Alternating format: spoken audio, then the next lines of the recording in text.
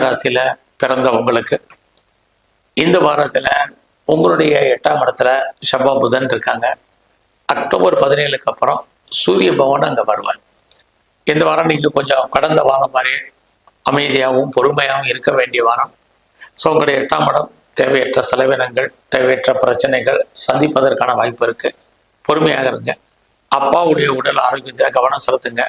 உங்களுடைய health கண்டிஷன்லையும் concentrate பண்ணுங்க.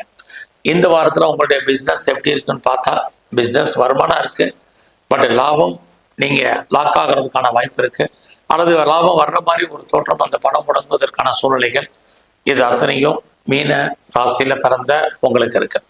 So இந்த வாரத்தில் மணி ரொட்டேஷன் பரவாயில்ல, பட் எதிர்பார்த்துல ஒரு பழைய கடனை அடைக்கிறதுக்கு புதுசாக கடன் வாங்க வேண்டிய சுச்சுவேஷன் இந்த வாரத்தில் உண்டு.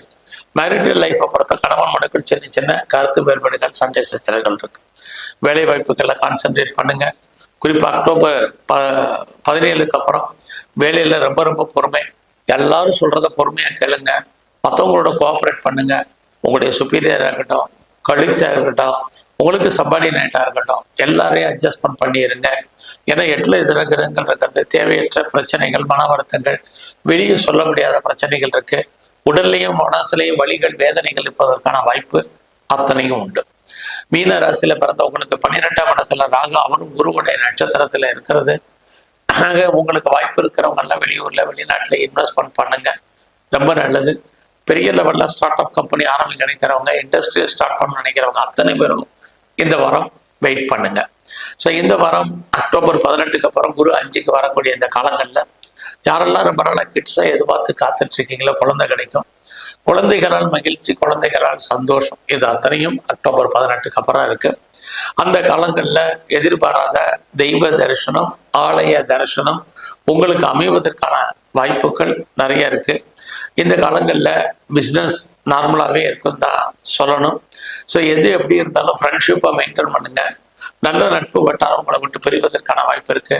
உங்களுக்கு மூத்த சகோதர சகோதரிகள் இருந்தாலும் அவர்களும் உங்களை விட்டு பிரிவதற்கான சூழ்நிலைகள் இது அத்தனையும் உங்களுக்கு உண்டு.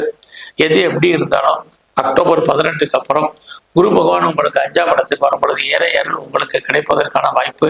அவர் உங்களுடைய 9ஆம் இடத்தை பார்க்கக்கூடிய காலங்களில் யாரெல்லாம் வெளியூர் போகணும், வெளிநாடு போகணும், வெளிமாநிலம் போகணும்னு நினைச்சிங்களோ அதுக்கான ஆப்பர்ச்சுனிட்டி நிறையவே இருக்கு. வேலையில கான்சென்ட்ரேட் பண்ணுங்க. அவசரப்பட்டு எதையுமே செஞ்சிடாதீங்க வேலையில. இதெல்லாமே இந்த மாதத்துல ரொம்ப முக்கியம். ஒரு பக்கம் உங்களுடைய சர்வீஸ் ஸ்தானத்துல கேது, அவரும் சுக்கிரன் சாரத்துல இருக்காரு. நல்லா வேலையில கான்சென்ட்ரேட் பண்ணுங்க. இந்த